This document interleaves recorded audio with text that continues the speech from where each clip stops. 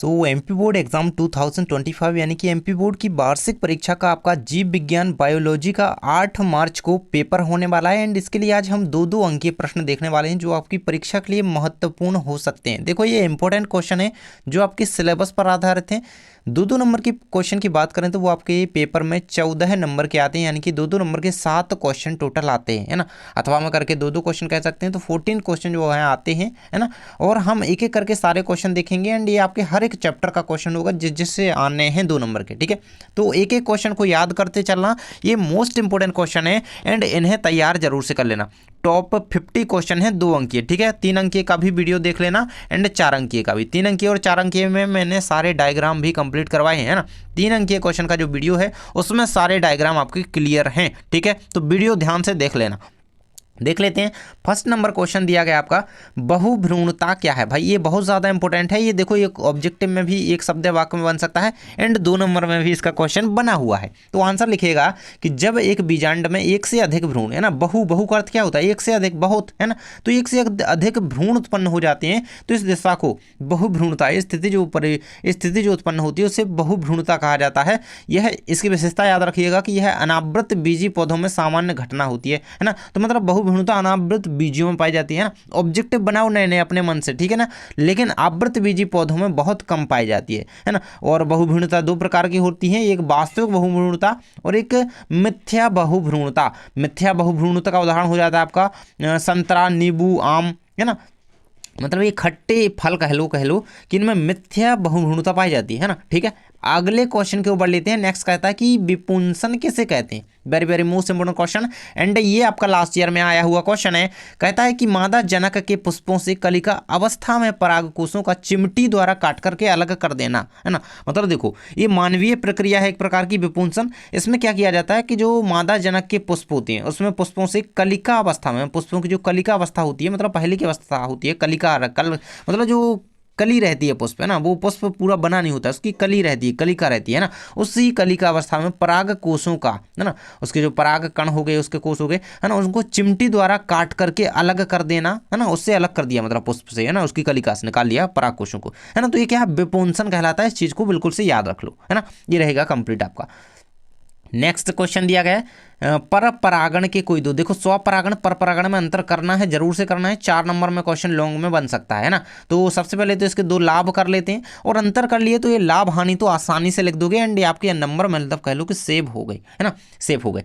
तो आंसर लिखिएगा पर परागण से कई, है ना, कई नई जातियों का जो है निर्माण होता है। मतलब इसमें क्या होती है, परिवर्तन की, है ना, नई नई संभावनाएं होती हैं, है ना, पर परागण में। और पर परागण से उत्पन्न बीजों से बने सुंदर पौधे, है ना, बने पौधे सुंदर, मजबूत व स्वस्थ होते हैं, है ना। अब क्योंकि इसमें विकास की संभावना ज़्यादा होती है तो भाई उसमें सुंदरता, मजबूती, है ना, उसके स्वास्थ्य का कहें कि एक बायोडेटा वो अलग ही दिखाई देता है।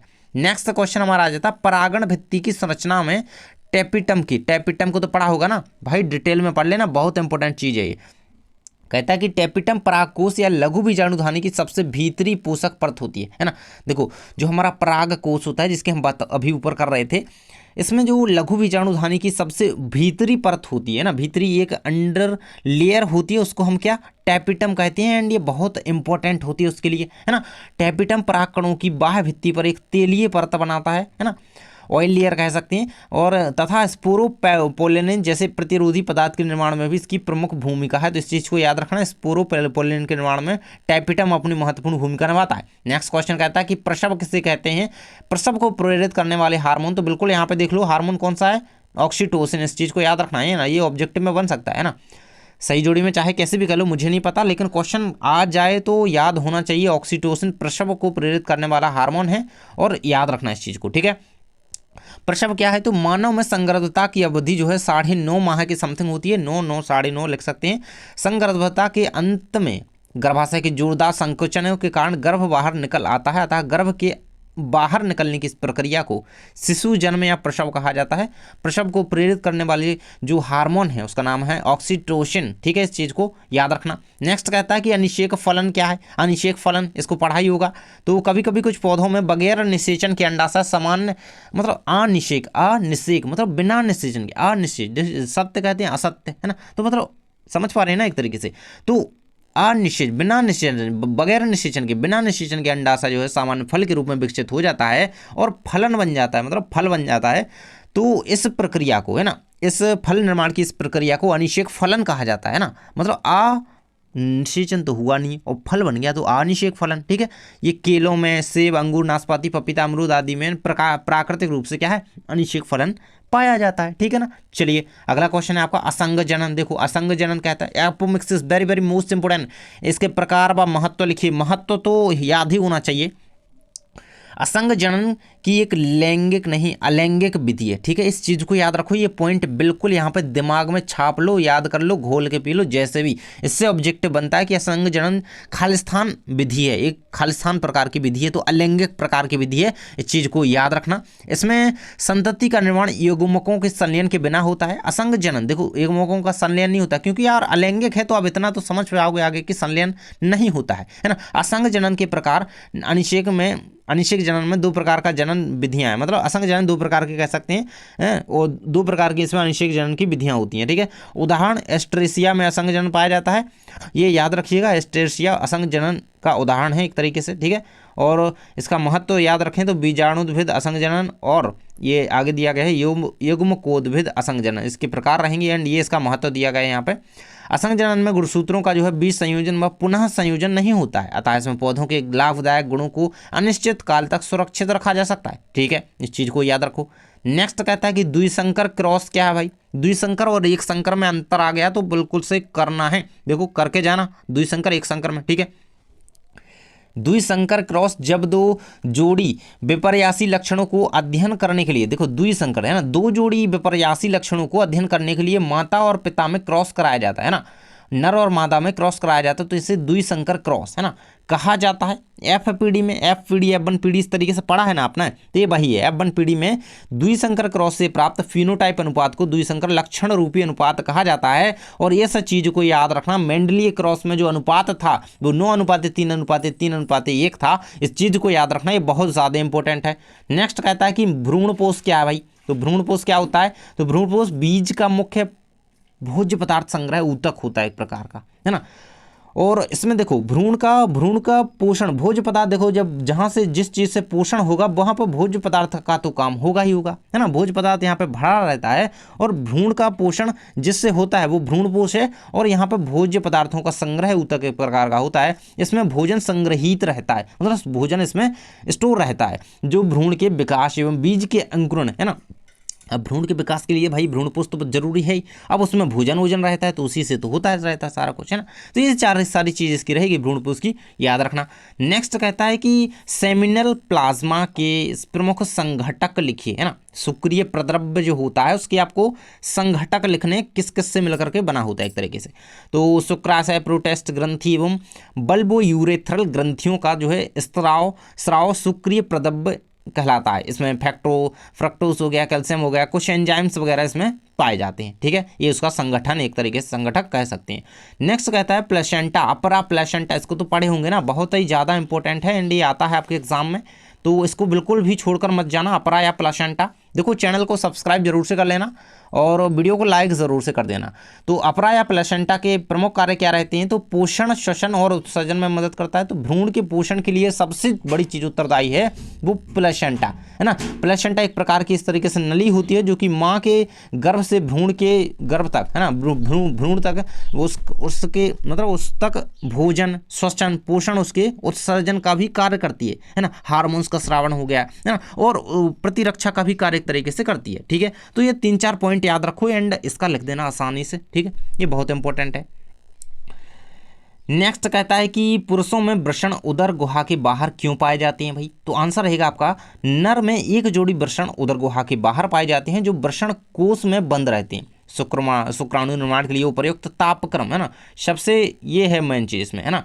जो टेम्परेचर होता है वो 2 डिग्री सेल्सियस कम होना चाहिए, जो कि हमारे शरीर का अधिक होता है, इसमें थोड़ा कम चाहिए होता है, तो इसलिए वो उदर गुहा से बाहर पाए जाते हैं। सीधा इतना आंसर आपको लिखना है, टेम्परेचर इसका मेन आंसर रहेगा। अगला क्वेश्चन है कि कॉर्पस ल्यूटियम एवं एक्रोसोम के कार्य लिखिए, वेरी वेरी मोस्ट इंपोर्टेंट भाई, इसको याद करके ही जाना। कहता है कि कॉर्पस ल्यूटियम में प्रोजेस्टेरोन हार्मोन स्रावित होता है जो ऋतुस्राव को क्या करता है, नियंत्रित करता है तथा गर्भधारण में सहायता करता है। तो इस चीज को याद रखना, कौन सा हार्मोन, तो प्रोजेस्टेरोन हार्मोन, ठीक है। नेक्स्ट है एक्रोसोम का वर्क क्या होता है भाई। एक्रोसोम का प्रमुख कार्य जो होता है वो अंडाणु को सक्रिय करना होता है ना, अंडाणु को एक्टिवेट करता है कौन, एक्रोसोम, ठीक है। ये इसमें आप घटनीय एंजाइम पाए जाते हैं जो अंडाणु की बाहरी परत घोलने का कार्य करते हैं, ठीक है। तो ये चीज़ याद रखो, कॉर्पस ल्यूटियम एंड एक्रोसोम को।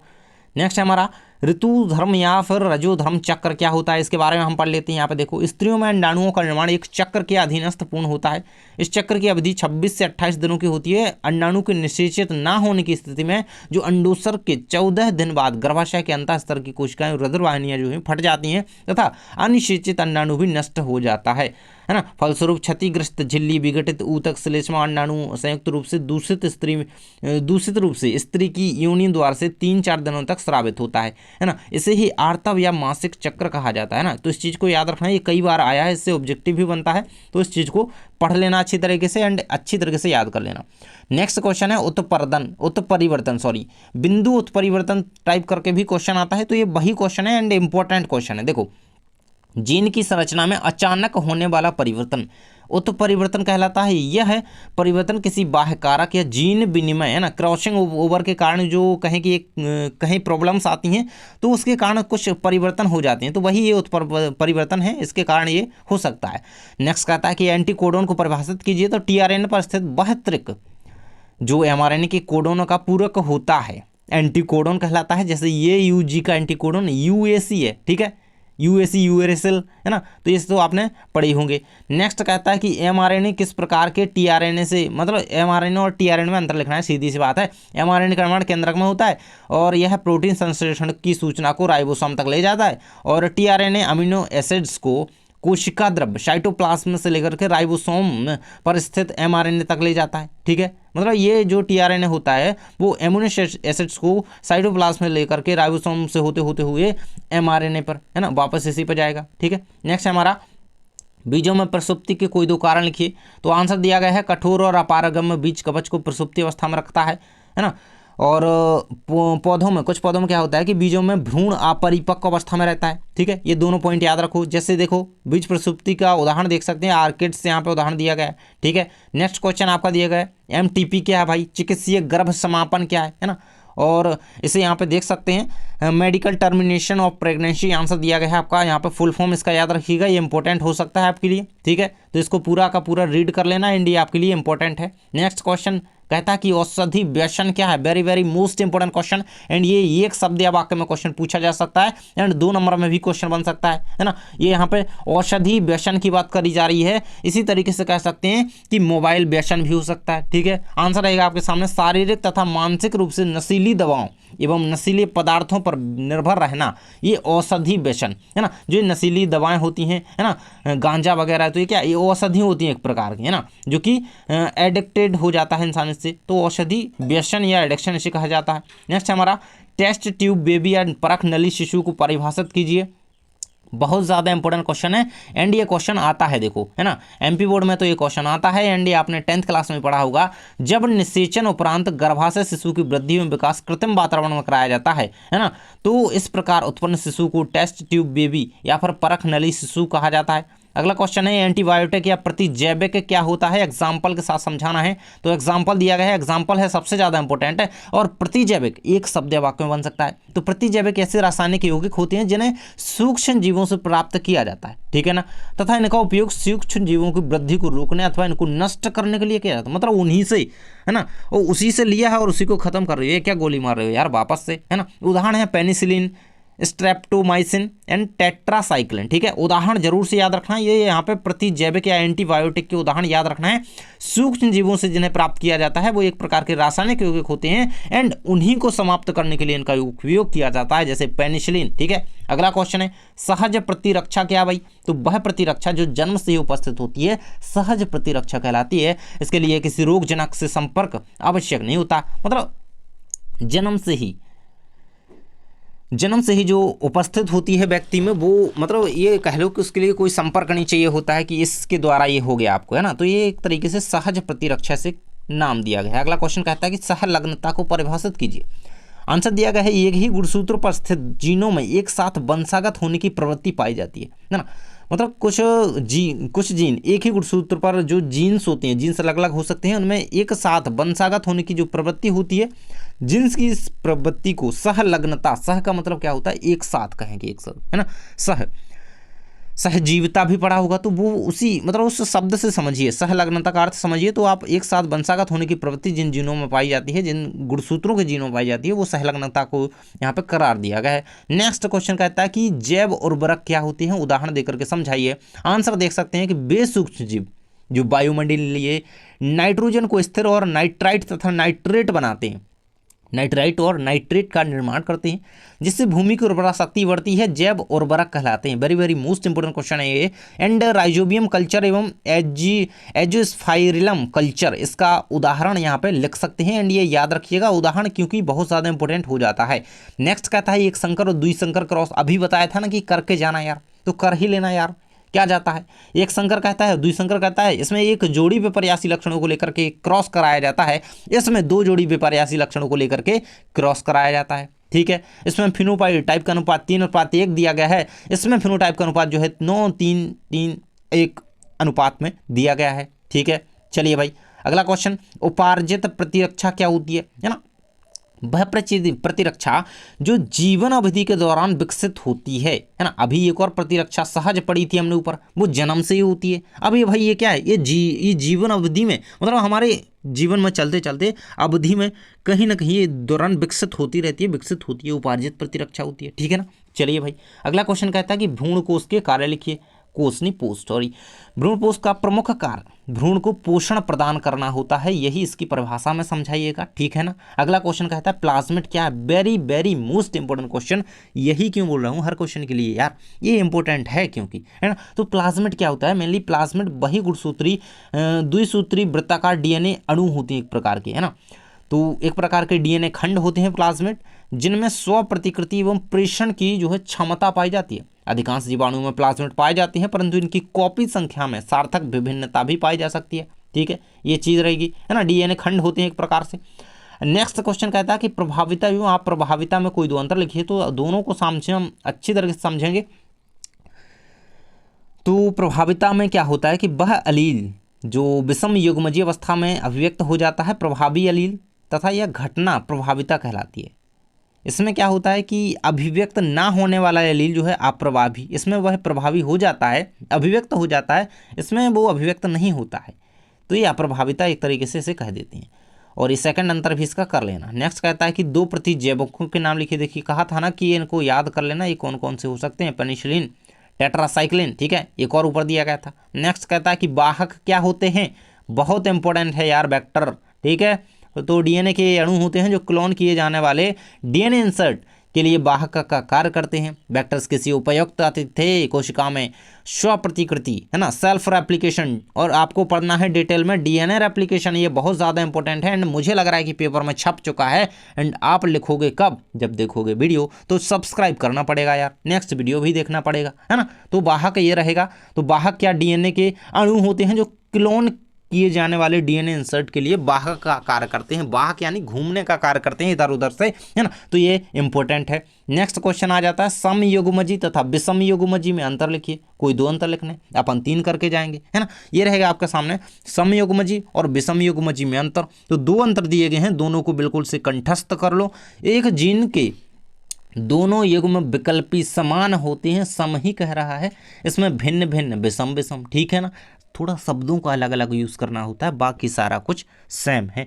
इसमें केवल एक प्रकार की युग्मक बनते हैं, इसमें 2 अलग अलग प्रकार की युग्मक बनते हैं। अब देखो इसके शब्द को आपने समझ लिया ना, और बस थोड़ा पता हो आपको उसके बारे में, तो आप ये दोनों अंतर बना दोगे। ठीक है ना, तो बस इस शब्द से ही यहाँ पर अंतर बने हुए हैं। सम है तो यहाँ पर समान होते हैं, इसमें एक प्रकार के हैं, सम है तो एक प्रकार के ही होंगे यार, है ना। और इसमें भिन्न भिन्न है, यहाँ पे अलग अलग, बस थोड़ा शब्द चेंज कर दीजिए, अंतर आपको याद हो जाएंगे, और बस उसका अर्थ पता होना चाहिए। अगला कहता है कि एक्सॉन की क्या उपयोगिता है। एक्सॉन की क्या उपयोगिता है भाई, तो यूकैरियोटिक जीन असतत या विखंडित होते हैं, जिनके कोडिंग भाग एक्सॉन कहलाते हैं। तो एक्सॉन बहुत ज़्यादा इंपॉर्टेंट क्वेश्चन है, टॉपिक है। एंड ये देखो, ये याद करना आपको चाहिए ही, क्योंकि वैसे तो इससे क्वेश्चन आया नहीं है, लेकिन हाँ कर लेना, इस बार लग रहा है चांस। नेक्स्ट कहता है कि मेंडल ने, अरे भाई ये तो मुझे लग रहा है कि आप सबको पता होगा, ऐसा कोई बच्चा नहीं है जिसको ये पता नहीं है, ना याद नहीं है, ऐसा कोई नहीं है जिसको याद नहीं है। और अगर वो है तो मुझे लग रहा है वो अजूबा है। 12th क्लास में हो, बायो में हो, तो ये याद होना चाहिए भाई, पेपर में छप गया है क्योंकि आप लिख रहे हो, और है ना 8 तारीख के पेपर में अच्छे तरीके से। मटर का पौधा क्या होता है, एक वर्षीय होता है, यानी कि बहुत हमारा जल्दी जल्दी हमारा क्या हो जाएगा, प्रयोग खत्म हो जाएगा। मेंडल ने सोचा बढ़िया से जल्दी खत्म हो जाएगा, है ना, जल्दी ये उगाते हैं, इसी पे प्रयोग करते हैं। इसका जीवन काल, उन्होंने सोचा इसका जीवन काल जो होता है वो छोटा होता है, हमारा प्रयोग भी जल्दी जल्दी खत्म हो जाएगा, है ना, और परिणाम भी हमें जल्दी प्राप्त हो जाएंगे, और हम जल्दी अच्छे मतलब हमारा नाम भी हो जाएगा। थोड़ा इस चीज़ से याद रखो, है ना। वैसे तो काम किया उन्होंने। स्वपरागत होने के कारण मटर के पौधे समयुग्मजी होते हैं, अतः पीढ़ी दर पीढ़ी इसके पौधों में शुद्धता की संभावना बनी रहती है ना। तो इस तरीके से कुछ 2 कारण यहाँ पे दिए गए हैं, और भी कारण हो सकते हैं, तो वो भी आप याद कर लेना। नेक्स्ट क्वेश्चन दिया गया सेंट्रल डोगमा से आप क्या समझते हैं भाई। तो डीएनए आरएनए की पॉलीन्यूक्लियोटाइड्स जो श्रृंखलाएं होती हैं, स्ट्रैंड्स होती हैं, उनमें नाइट्रोजिनस क्षारकों का क्रम प्रोटीनों में अमीनो एसिड्स के क्रम को निर्धारित करता है। प्रोटीन व नाभिकीय अम्लों के इस संबंध को सेंट्रल डोगमा कहा जाता है। तो नाभिकीय अम्ल जो होते हैं, ये सारे जो अम्ल हमारे इसमें पाए जाते हैं ना, न्यूक्लियोटाइड्स टाइप, एंड जो प्रोटीन होता है, इनके जो मध्य जो संबंध होता है ना, तो वो सेंट्रल डोगमा इसे कहा गया है यहाँ पे। तो इस चीज़ को याद कर लेना। नेक्स्ट है बायोपायरेसी क्या होती है भाई। तो पेटेंट जैविक संसाधनों का उचित अनुमति के उपयोग करना बायोपायरेसी या जैविक चोरी एक तरीके से कहा जाता है, ठीक है। इस चीज़ को याद कर लो। नेक्स्ट कहता है कि प्रतिरक्षा या प्रतिरोधकता को समझाइए भाई, बहुत ज़्यादा इंपॉर्टेंट चीज़ है ये। तो प्रत्येक जीव के शरीर में रोगों से लड़ने की एक प्रकार की क्षमता पाई जाती है, एंटीबॉडी होती है, जो कि जीवों को रोगों से लड़ने की इस क्षमता को प्रतिरक्षा या प्रतिरोधकता कहा ही जाता है, ठीक है, पता ही होगा आपको। तो ये तो नेक्स्ट कहता है एक बीजपत्री व द्विबीजपत्री में अंतर आपको लिखना है। तो दोनों अंतर आपके सामने दिए गए हैं, 3 अंतर कर लेना, 2-3 कर लेना, है ना, 2 में आए 3 में आए लिख देना। इसमें क्या होता है, ये एक बीजपत्र होता है, नाम से ही पता चल रहा है, ये द्विबीजपत्र होता है, इसमें मूलांक और झकड़ा जड़ बनाते हैं। ये याद रखना भाई, मूसला और झकड़ा मेन अंतर है इसका, ठीक है, जड़ का।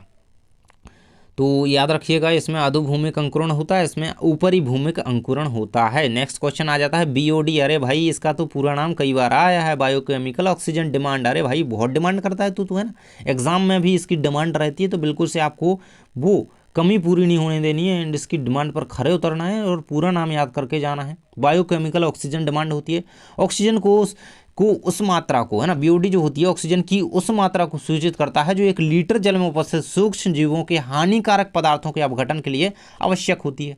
इसके द्वारा जल प्रदूषण के स्तर को मापा जाता है, बीओडी, ठीक है, बायोकेमिकल ऑक्सीजन डिमांड, ठीक है। अगला क्वेश्चन, सर्टोली सेल्स कहाँ पाई जाती हैं, इनका क्या कार्य होता है भाई, है ना। तो सर्टोली सेल्स जो होती हैं वृषण में पाई जाती हैं। ये कोशिकाएं शुक्राणुओं को अवलंबन, सुरक्षा तथा पोषण प्रदान करती हैं, है ना, तो ये वृषण में पाई जाती हैं। अगला क्वेश्चन कहता है कि बिंदु उत्परिवर्तन क्या होता है। देखो हमने इसकी बात की थी, है ना, जो सिकल सेल एनीमिया वगैरह होते हैं, है ना, तो बीटा ग्लोबिन श्रृंखला, इनको आपने पढ़ा होगा। तो ये इसी के एग्जाम्पल है ना, हम कह सकते हैं ये बहुत इंपॉर्टेंट चीज़ होती है।